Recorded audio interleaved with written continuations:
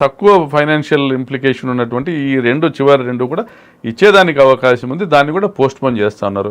మరి మీరు ఈ రోజుకి దాదాపు 30,000 కోట్ల రూపాయల అప్పులు తెచ్చారు ఈ 100 రోజుల్లో, 120 రోజుల్లో. మీరు ఇచ్చిన హామీలు అమలు చేయలేదు, మీరు కొత్తగా ఏమి ప్రాజెక్టులు తెచ్చింది. లులు అనేది ఏముందండి, లులు అనేది ఒక రిటైల్ చైన్ అవుట్లెట్. అది లులు అనేది చాలా పెద్ద మాల్. మీరు ఏం చేస్తారంటే టీడీపీ ఏం చేస్తుందంటే వాళ్ళు తీసుకొచ్చేటువంటి ఒక చిన్న సంస్థ. లులు అనేది ఒక మాల్లో ఎంతమందికి ఉద్యోగాలు ఇస్తారు, ఏం ఉపయోగం? వైజాగ్ లో 500 కోట్ల రూపాయల విలువైన భూమిని లులుకి ఇచ్చేసి వాళ్ళ దగ్గర నుంచి లంచాలు తీసుకునేటువంటి కార్యక్రమమే పోయిన ప్రభుత్వంలో చేశారు. మా ప్రభుత్వం వచ్చినాక పప్పులు ఉడకలేదు, వాళ్ళు వెళ్ళిపోయారు. మళ్ళీ వస్తారు. ఏముంది, లులు ఒక 100 కోట్ల రూపాయల విలువైన ల్యాండ్ని ఎవరైనా ఒక ప్రైవేట్ రీటైల్ అవుట్లెట్ సంస్థకి ఇస్తే వాళ్ళు ఎవరైనా కూడా మాల్ కడతారు. దాంట్లో 50 మందో 100 మందో 200 మందో 300 మందో పని చేస్తారు. దానివల్ల పెద్దగా ప్రభుత్వానికి కానీ ప్రజలకు కానీ వచ్చేది ఏముండదు. మీరు ఫాక్స్కాన్ తమిళనాడులో అగ్రిమెంట్ అయింది 12,000 కోట్ల పెట్టుబడులకి. ఆల్రెడీ బెంగళూరు దగ్గర కన్స్ట్రక్షన్ జరుగుతూ ఉంది. దాని తర్వాత ఫాక్స్కాన్ వస్తూ ఉంది అని చెప్తారు. ఈ ప్రకటనలతోనే కాలయాపన చేస్తారు. నటరాజన్ అనేసి ఆయన టాటా సంస్థకి సంబంధించిన ఆయన్ని పోయిన ప్రభుత్వంలో జగన్ గారు కలిశారు, మేము ఆంధ్రాకి వస్తామని ఆయన చెప్పారు. ఈరోజు లోకేష్ కలిశాడు, ట్విట్టర్లో ట్వీట్ చేశాడు. సో ఈ ట్వీట్లతోనూ ఈ ప్రకటనలతోనే 5 సంవత్సరాలు గడిపారు. లాస్ట్ 2014 నుంచి 19లో కూడా 40 లక్షల కోట్ల పెట్టుబడులు వస్తున్నాయని చెప్పారు, 30 లక్షల ఉద్యోగాలు వస్తాయని చెప్పారు. 50,000 మంది ఉద్యోగాలు తీసుకొచ్చారా? పోనీ 50,000 కోట్ల పోనీ 50,000 కోట్లకు సంబంధించినటువంటి 50,000 రూపాయలు 50,000 కోట్లకు సంబంధించిన పెట్టుబడులు వచ్చాయా? 50,000 కోట్ల ఇన్వెస్ట్మెంట్స్ మీకు పరిమితం అయ్యారు. 50,000 ఉద్యోగాలు కూడా ఇవ్వలేకపోయారు. మీరు చెప్పింది 40 లక్షల కోట్ల ఇన్వెస్ట్మెంట్స్ వస్తాను. ఇప్పుడు మళ్ళీ నిన్న మీటింగ్ పెట్టుకున్నారు చంద్రబాబు నాయుడు గారు, క్యాబినెట్ మీటింగు. మళ్ళీ సీఎం జగన్ గారు ఏదైతే వైజాగ్ సమ్మిట్లో అనౌన్స్ చేశారో, ఏవైతే రెన్యూబుల్ ఎనర్జీకి సంబంధించిన 6 లక్షల కోట్ల ఒప్పందాలు ఏవైతే జరిగాయో దాన్నే ప్రకటించారు. మేము ఇవన్నీ చేస్తున్నాం, ఇవన్నీ ఇంత ఇన్వెస్ట్మెంట్స్ వస్తున్నాయి, ఇన్ని ఉద్యోగాలు తీసుకొస్తామనేసి. జగన్ గారు ఏవైతే ఆ రోజు ప్రకటించారో వైజాగ్ సమ్మిట్లో 2024 జనవరిలో అనుకుంటా, 23 జనవరిలో సేమ్ థింగ్ అదే రిపీట్ చేశారు. అంతేగాని కొత్తగా మీరు తెచ్చేది లేదు, మేము చూసేది లేదు, రాష్ట్రానికి ఒరిగేది లేదు. కేవలం అధికారంలోకి రావడానికి, ఒక మంచి ప్రభుత్వాన్ని ఓడించడానికి, ప్రజాప్రభుత్వాన్ని, ప్రజలకు మేలు చేసే ప్రభుత్వాన్ని ఓడించడానికి అంటే అంతకంటే ఎక్కువ హామీలు ఇవ్వడము అనేది వీళ్ళు నేర్చుకున్నారు. నేర్పించింది ఎవరబ్బా అంటే మనమే. ఏం చేశాము? వైఎస్ఆర్ కాంగ్రెస్ ప్రభుత్వము బ్రహ్మాండంగా ప్రజా సంక్షేమ పథకాలు ఇస్తూ ఉంది. దీన్ని చూసి కర్ణాటకలో కాంగ్రెస్ పార్టీ మేనిఫెస్టో ఇచ్చింది. సూపర్ 5 ఏదో హామీలు ఇచ్చారు. సో ఆ సూపర్ 5 హామీలు ఇచ్చి గెలిచారు.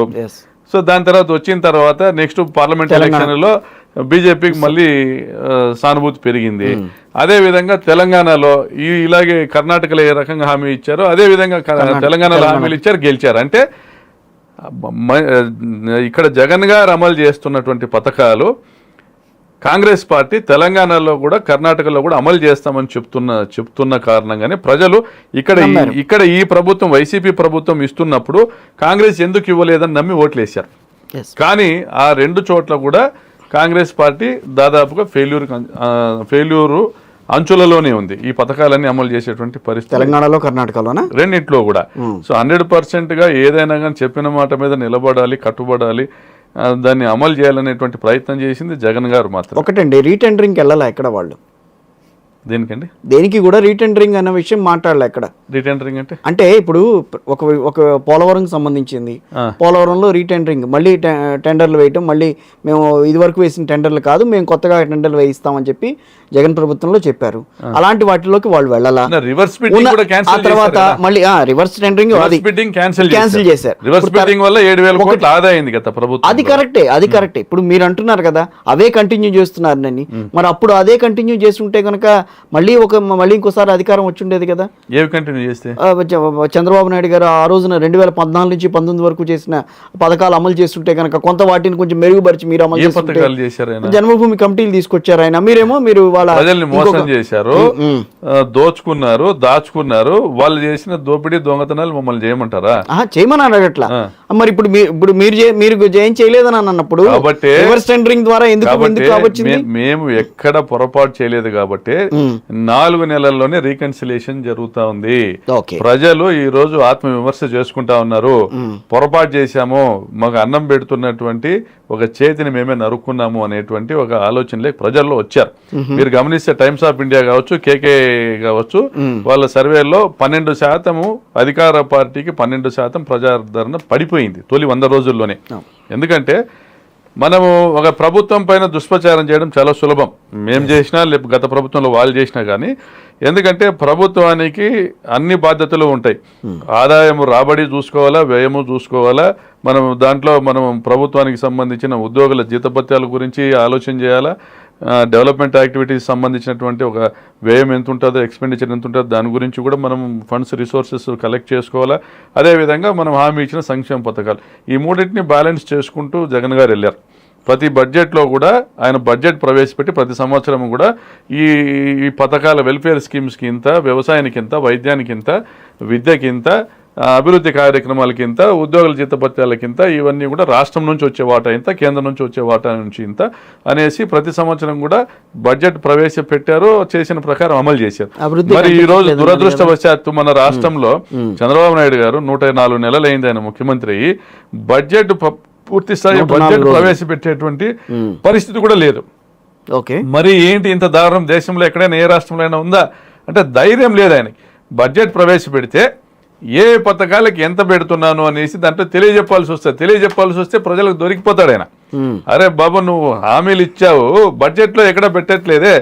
ఏ ఊరు వెళ్తే ఆ ఊరికి అక్కడ ప్రాజెక్టులు అనౌన్స్ చేశాడు, ఏ ఊరికి వెళ్తే ఆ ఊరికి హామీలు ఇచ్చాడు. ఏ జిల్లాకి వెళ్తే ఆ జిల్లాలో టీడీపీ నాయకులు ఏది అడిగితే అది హామీలు ఇచ్చాడు. నోటికి వచ్చిన వాగ్దానాలన్నీ చెప్పాడు. ఆయన పెట్టుకున్నటువంటి సూపర్ 6 కాకుండా వారి కరపత్రాల్లో చెప్పినటువంటి దాదాపు 100 పథకాల వరకు వాళ్ళు చెప్పుకుంటూ వచ్చారు.